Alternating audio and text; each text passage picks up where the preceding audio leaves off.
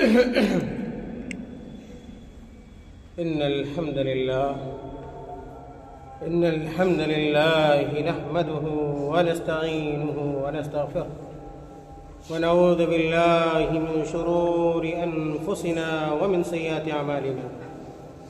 من يهده الله فلا مضل له ومن يضلله فلا هادي له، وأشهد أن لا إله إلا الله وحده لا شريك له، وأشهد أن محمدًا عبده ورسوله. أما بعد، فإن خير الحديث كتاب الله، وخير الهدي هدي محمد صلى الله عليه وسلم، وشر الأمور محدثاتها، وكل محدثة بدعة، وكل بدعة ضلالة، وكل ضلالة في النار. فأعوذ بالله من الشيطان الرجيم. بسم الله الرحمن الرحيم. يا أيها الذين آمنوا اتقوا الله حق تقاته ولا تموتن إلا وأنتم مسلمون.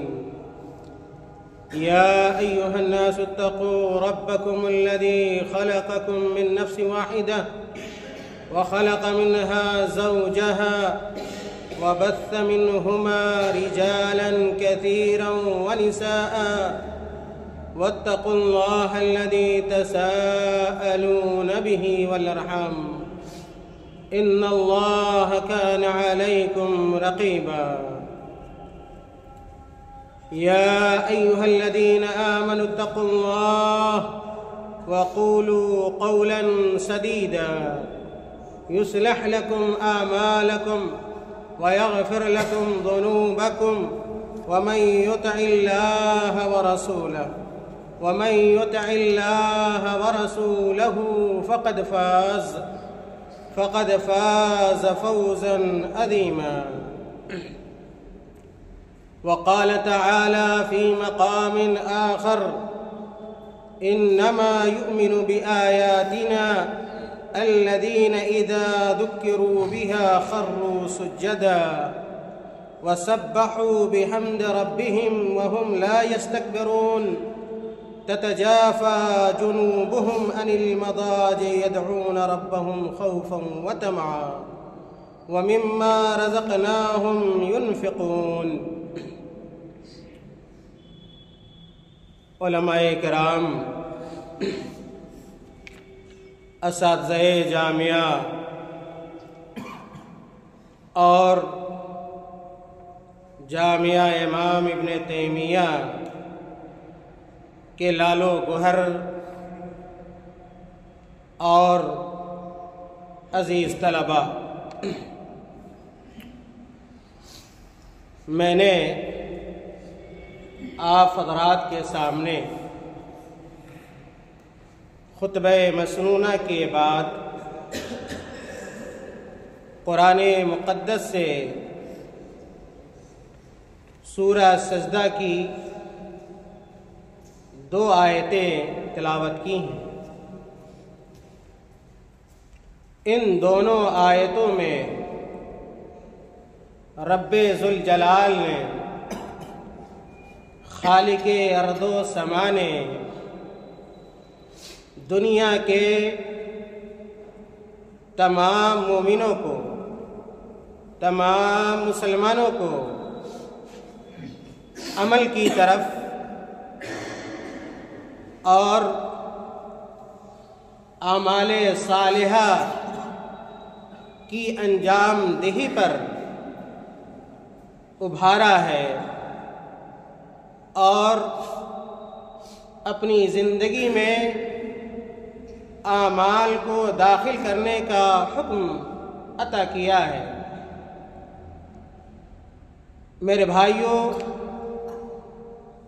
اللہ رب العالمین نے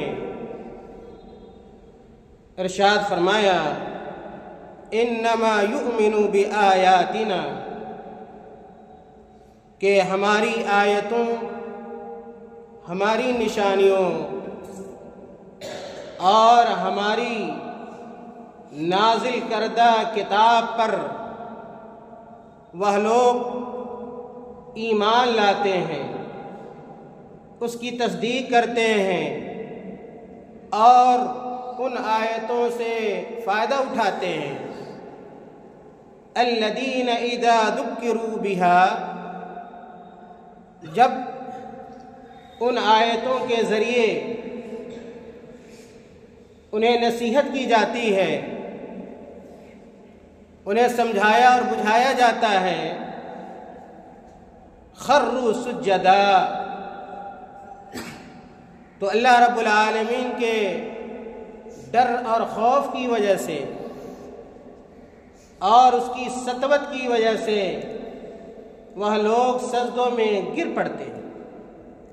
خروا سجدا وسبحوا بحمد ربہم، اور اپنے رب کی حمد کے ساتھ اللہ کی پاکی بیان کرتے ہیں۔ اللہ رب العالمین کو ہر قسم کے عیوب سے، نقائص سے، کمیوں سے مبرہ اور پاک و صاف قرار دیتے ہیں۔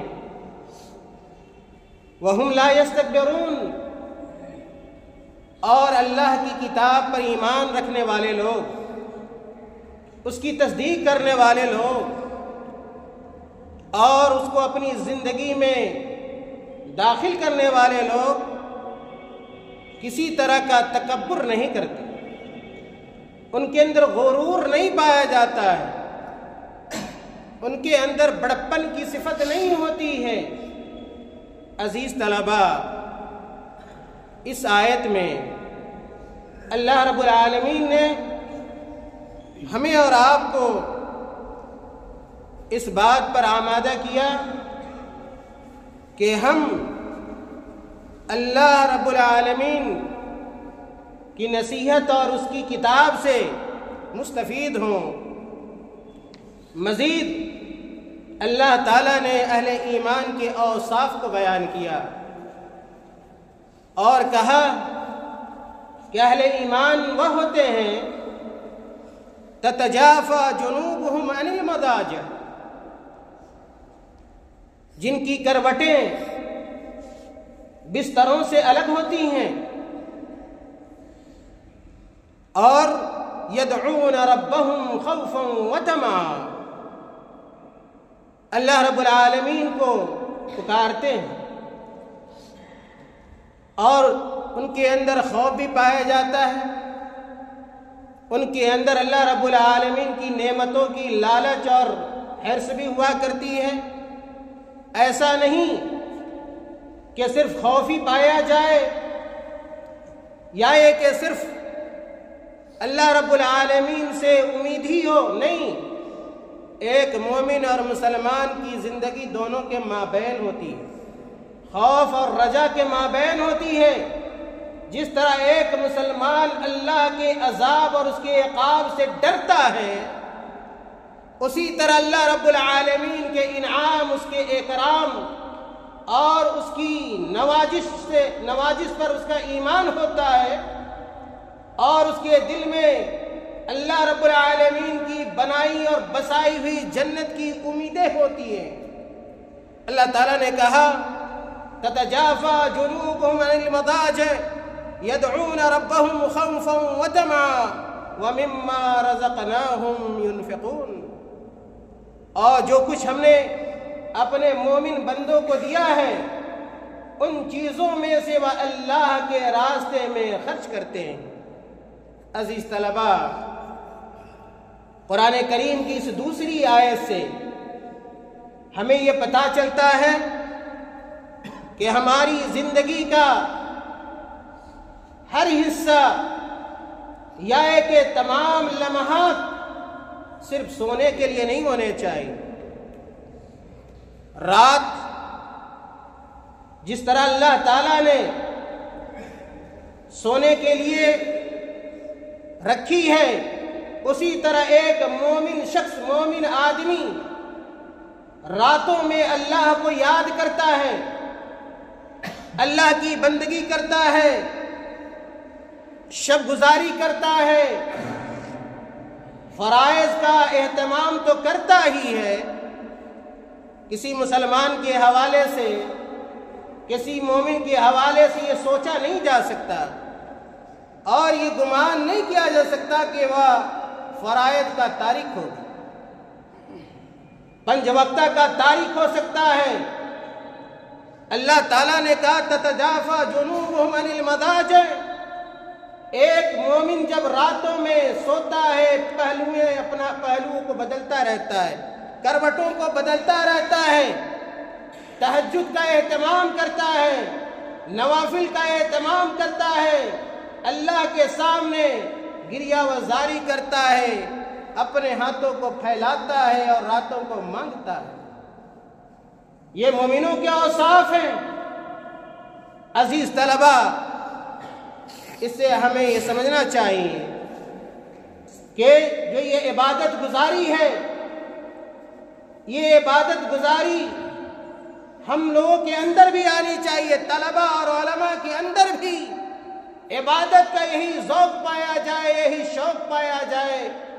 اور تڑپ ہو، جس طرح ہمارے اندر علم کی تڑپ پائی جاتی ہے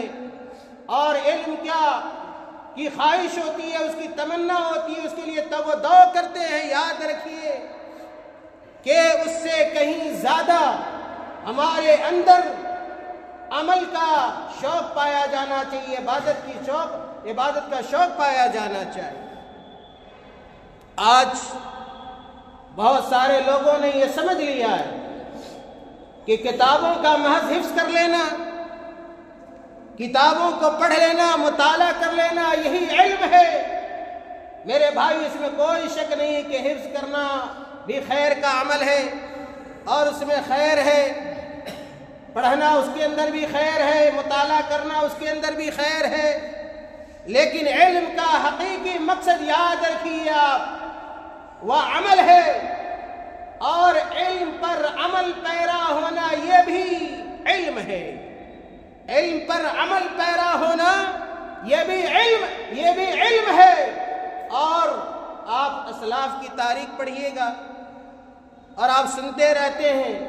کوئی ایسا عالم دین آپ کو نہیں ملے گا،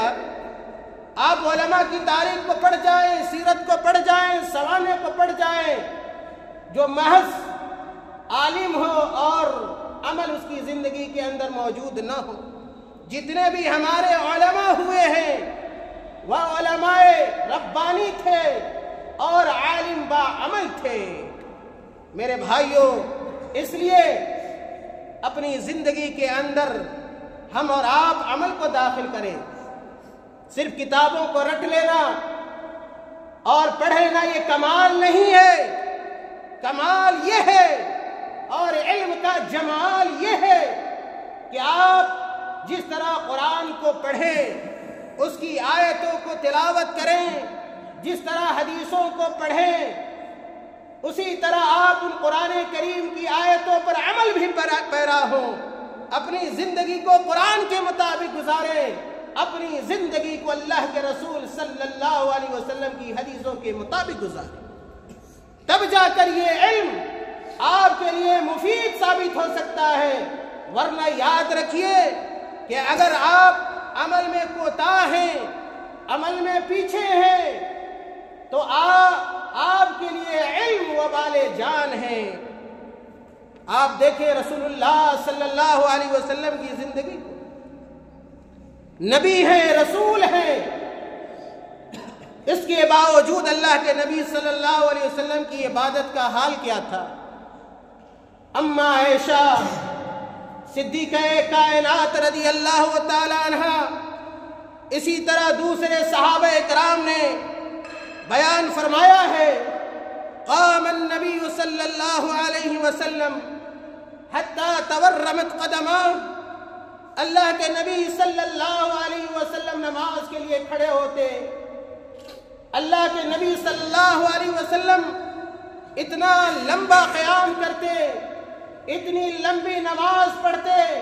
کہ آپ صلی اللہ علیہ وسلم کے پاؤں مبارک میں اور قدم مبارک میں ورم آ جاتا تھا، سوج جاتا تھا۔ اللہ کے نبی صلی اللہ علیہ وسلم کو تکلیف ہوتی تھی، لیکن اس کے باوجود اللہ کے نبی صلی اللہ علیہ وسلم عبادت میں مگن ہوا کرتے تھے۔ صحابہ کرام نے کہا اللہ کے رسول سے، اے اللہ کے رسول صلی اللہ علیہ وسلم، غفر اللہ لک ما تقدم من ذنبک وما تأخر، اللہ تعالیٰ نے آپ کے اگلے اور پچھلے گناہوں کو معاف کر دیا ہے، آپ معصوم عن الخطا ہیں۔ عزیز طلبہ، غور کرتے رہیے کہ آج ہم صبح سے لے کر شام تک گناہوں میں لت پت ہوتے ہیں، پتہ نہیں ہم سے اور آپ سے کتنے گناہوں کا صدور ہوتا ہے، کتنی خطائیں ہوتی ہیں، اپنی زبانوں سے اور اپنے جسم کی اعضاء و جوارح سے ہم اللہ تعالیٰ کو کتنا ناراض اور ناخوش کرتے ہیں۔ اس کے باوجود ہم عبادت میں پیچھے ہوتے ہیں۔ اللہ کے رسول صلی اللہ علیہ وسلم کے بارے میں جب کہا گیا کہ آپ کے اگلے اور پچھلے گناہ کو رب العالمین نے معاف کر دیا ہے، تو دیکھیے اللہ کے نبی صلی اللہ علیہ وسلم کے الفاظ کو اور اپنے اندر شوق عبادت پیدا کی، اور عبادت کے اندر جو لذت ہے، جو مٹھاس اور چاشنی ہے، جو حلاوت ہے، اس کو پانے کی عزیز طلبہ کوشش کیجیے۔ اللہ کے نبی صلی اللہ علیہ وسلم نے کہا افلا اکون عبدا شکورا، کہ جس اللہ نے میرے اوپر اتنا کرم کیا ہے، اتنا نوازا ہے، میرے اگلے گناہوں کو معاف کر دیا، پچھلے گناہوں کو معاف کر دیا، کیا میں اس رب العالمین کا شکریہ ادا نہ کروں؟ عزیز طلبہ، ہمارے اوپر بھی بے تحاشا اللہ کی نعمتیں ہیں۔ یہ جسم و جان اللہ تعالیٰ کی عطا کی ہوئی ہے،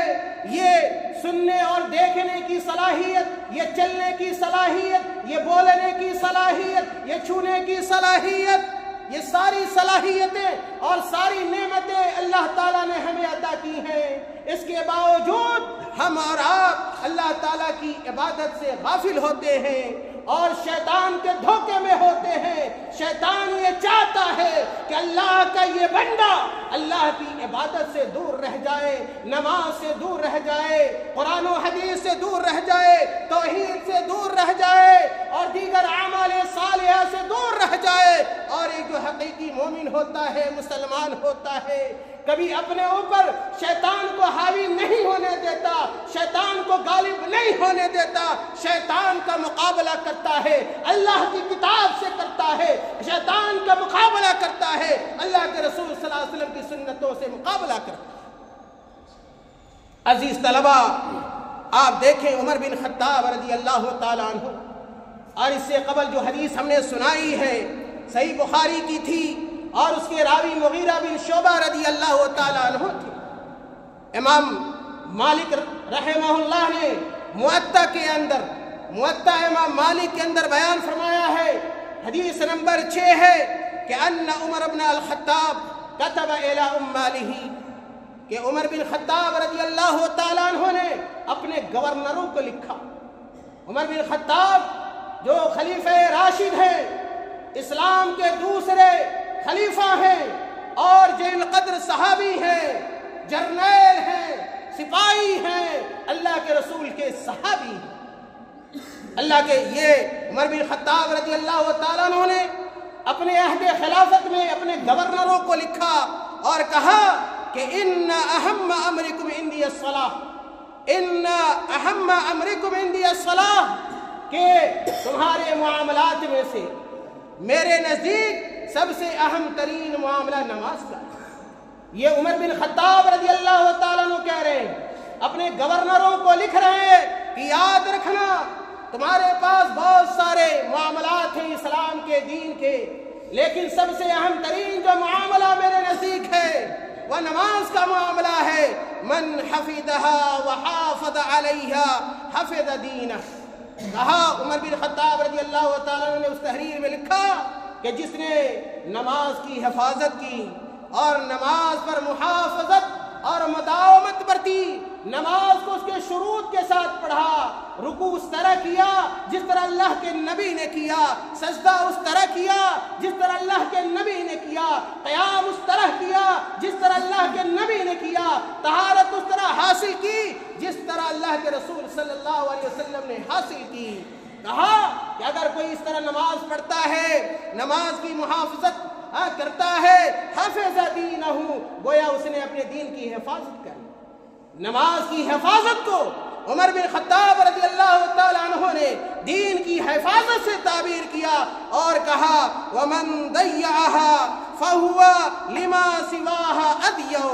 اور کہا کہ جس نے نماز کو ضائع کر دیا, اگر نماز میں کوتاہی کی, نماز میں اگر تساہلی کی, تو عمر بن خطاب نے کہا کہ دیگر معاملات کو بدرجہ اولا